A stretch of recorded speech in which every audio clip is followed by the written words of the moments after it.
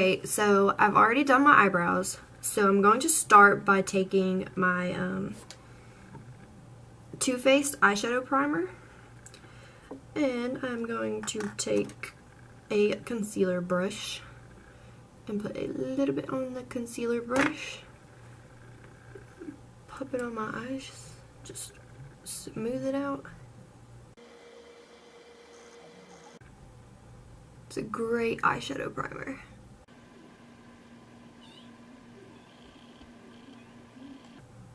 Okay, next I'm going to take my Kylie Cosmetics Burgundy palette, and I'm going to take this nice pretty shade called Penny, I do believe that's what it's called, and I'm going to use this as a transition shade. And I'm using my just blending brush. I'm going to take a little and I'm just going to pop it right on my eyelid, right above and in the crease. Not all the way to the brow bone, but close to it. I'm going to do the same to the other side. Right in the crease and right above the crease. This is a pretty transition shade. Okay, and then I'm going to take my Wild and Free palette, which is by BH Cosmetics. And I'm going to take this really pretty royal blue, and I'm going to be popping that on the outer corner and along the crease. So I'm going to just take my Urban Decay brush that's got two on both sides. I'm going to be using just the regular small eyeshadow side. And get a little, pop it right on the outer crease and along, or the outer corner and the crease. This is a very good eyeshadow. It's really pigmented, but it has a lot of fallout, so I'll definitely have to go back and clean up. Okay, once I've kind of placed it where I want it, I'm going to go back in with the blending brush, my Tarte blending brush, and I'm just going to get a little and go along the crease and kind of blend it out.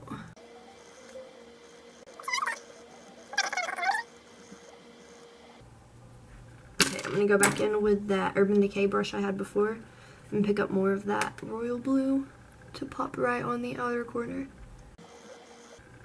and the crease.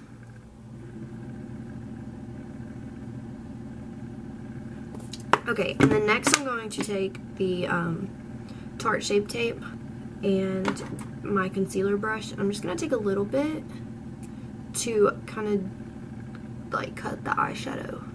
Like a half a cut crease, kinda. Then I'm gonna take my finger and just kind of blend it out. Now I'm gonna take the Stila eyeshadow in shade Opal and just a regular eyeshadow brush. Like, I'm just gonna use the regular Tarte brush, and I'm going to take some finishing spray, and I'm just going to spray it a little bit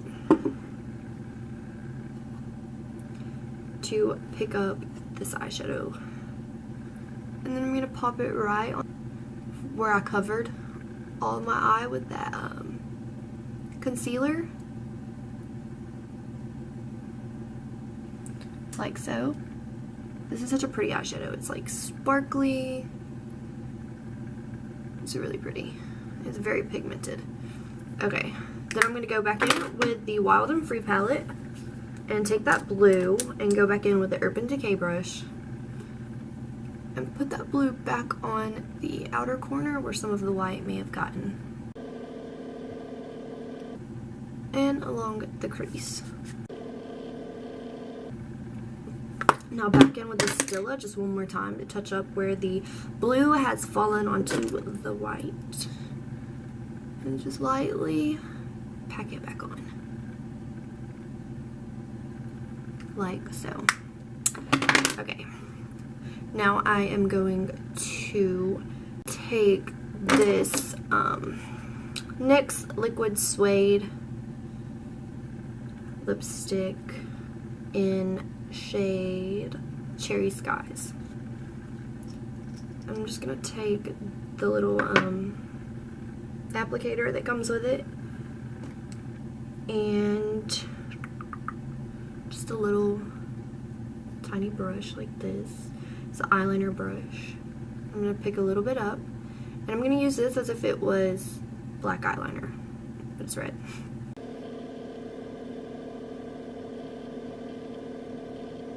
Oh, I keep having little baby hairs get in the way.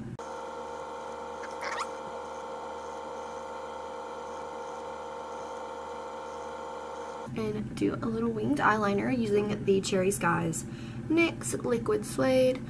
And there's a few places that I have to touch up. You may need to touch up because the eyeshadow will kind of get in the way a little bit. So that's what that looks like. Okay, and then I'm going to take my Shape Tape, just kind of conceal around it.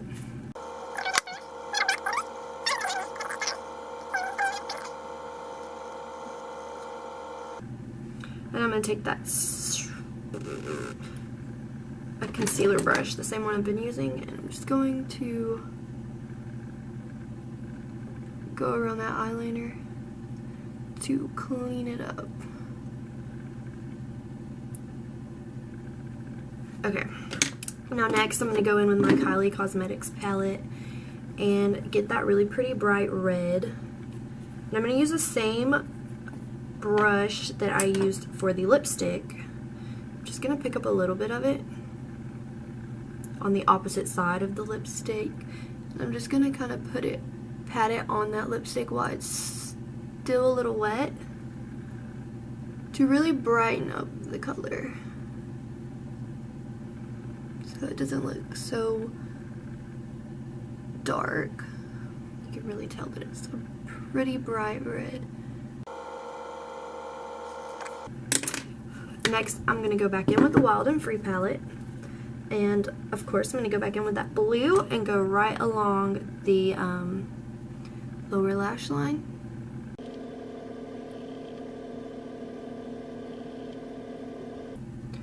And blend that out like so.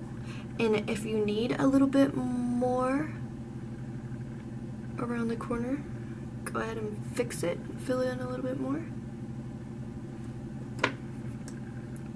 And then I'm going to take the Stila eyeshadow, this pretty light, and just a regular eyeshadow brush. I'm going to pop a little bit on the inner corner of my eye.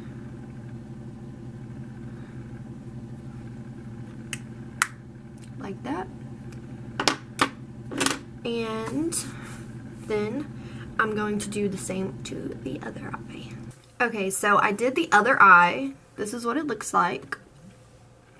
I am going to go in with a damp beauty blender. You can see where it's damp and where it's not. That's funny looking. Okay, and I'm going to go in with my MAC Face and Body. And I'm just going to put it on the damp side and get it all over my lip. No, I'm just kidding. I'm just going to blend it all over. Sometimes you need a little bit more. I always tend to never put enough foundation on the beauty blender or anything.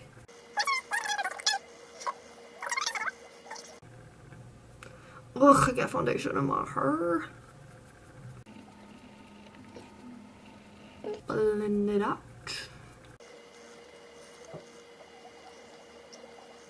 Make sure that you take it down your neck so you match, and even on your ears, and also if there's any extra on the beauty blender.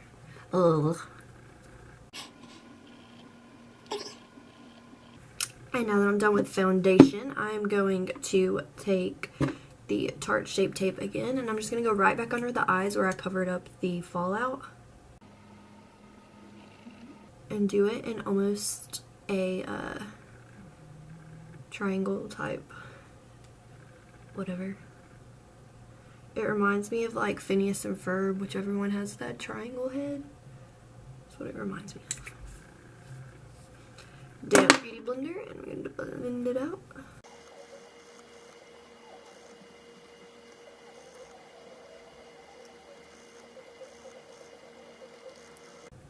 So I'm going to use the dry end.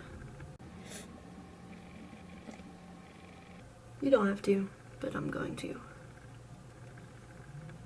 If I ever feel like I put too much on when I have a damp Beauty Blender, because when it's damp it doesn't really absorb any of the product, I will use the dry end, which you can see because this was cleaned. You can kind of see where it's absorbed a little bit of it, but not enough to tell.